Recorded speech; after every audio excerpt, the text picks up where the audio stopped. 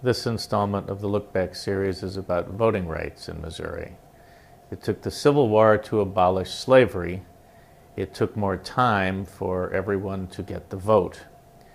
The 1865 delegates to the Special Convention who abolished slavery in January of that year also proposed a new constitution for the state, and it included most rights for black people except the right to vote or hold office. That constitution narrowly won acceptance, and the authors had been afraid that that issue might take it down from the beginning.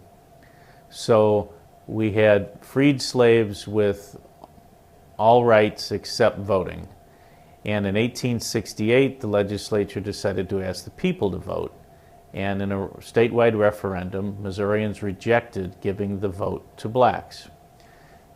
James Milton Turner was a slave born in North St. Louis County who worked very hard to gain the voting right for black people.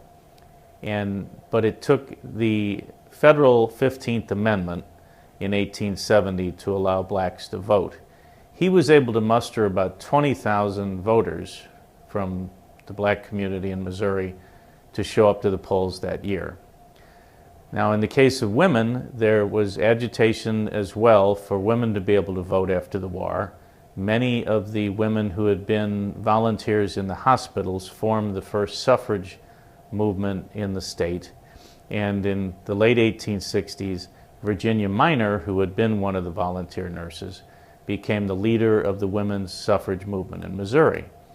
They asked the legislature to give women the vote.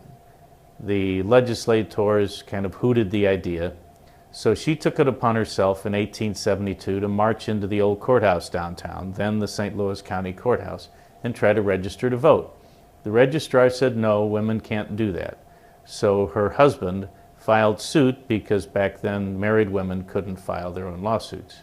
It went to the Supreme Court, and 2 years later the court unanimously said no, states can restrict the voting right.